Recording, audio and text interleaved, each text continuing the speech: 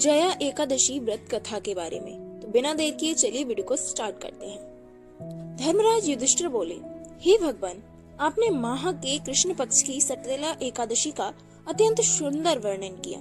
आप स्वदेश, अंडज, दिग्गज और जरायुज चारों प्रकार के जीवों के उत्पन्न, पालन तथा नाश करने वाले हैं। अब आप कृपा करके महाशुक्ल एकादशी का वर्णन कीजिए। इसका क्या नाम है, इसके व्रत की क्या विधि है और इसमें कौन से देवता का पूजन किया जाता है।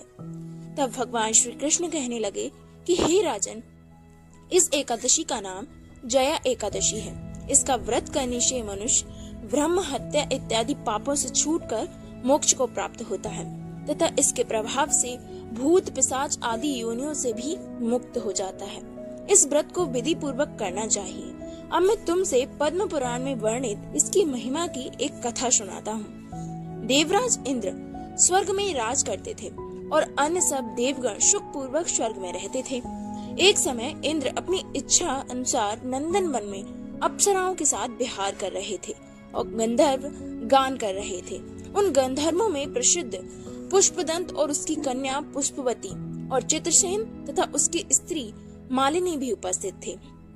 साथ ही मालिनी का पुत्र पुष्पवान और उसका पुत्र माल्यवान भी उपस्थित थे।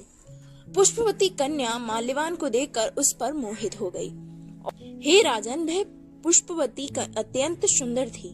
अब वे इंद्र को प्रसन्न करने के लिए गान करने लगे, परंतु परस्पर मोहित हो जाने के कारण उनका चित्त भ्रमित हो गया।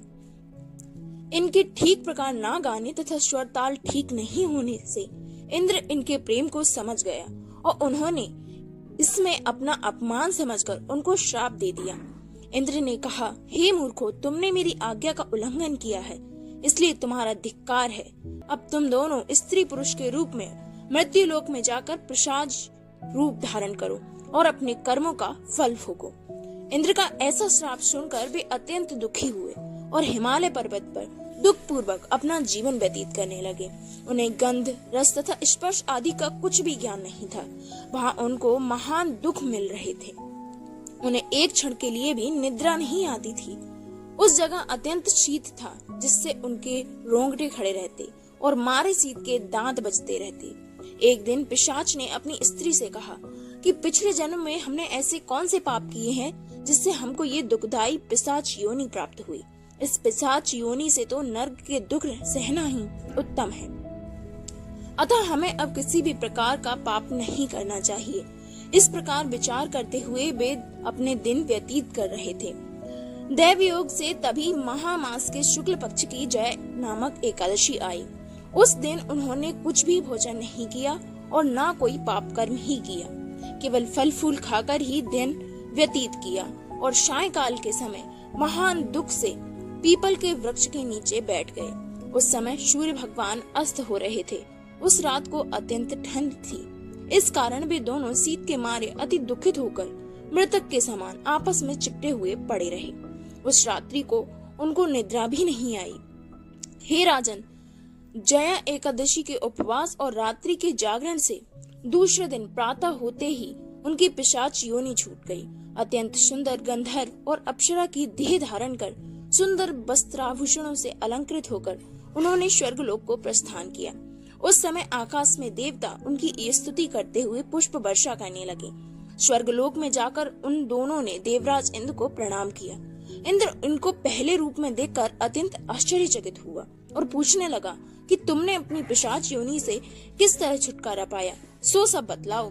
माल्यवान बोले कि हे देवेंद्र, भगवान विष्णु की कृपा और जया एकादशी के व्रत के प्रभाव से ही हमारी पिशाच देह छूटी है। तब इंद्र बोले कि हे माल्यवान, भगवान की कृपा और एकादशी का व्रत करने से न केवल तुम्हारी पिशाच योनि छूट गई, वरन हम लोगों के भी वंदनीय हो गए, क्योंकि विष्णु और शिव के भक्त हम लोगों के वंदनीय हैं। अतः आप धन्य हैं। अब आप पुष्पवती के साथ जाकर विहार करो। श्री कृष्ण कहने लगे कि हे राजा युधिष्ठिर, इस जया एकादशी के व्रत से बुरी योनि छूट जाती है। जिस मनुष्य ने इस एकादशी का व्रत किया है उसने मानो सब यज्ञ, जप, दान आदि कर लिए। जो मनुष्य जया एकादशी का व्रत करते हैं वे अवश्य ही 1000 वर्ष तक स्वर्ग में वास करते हैं।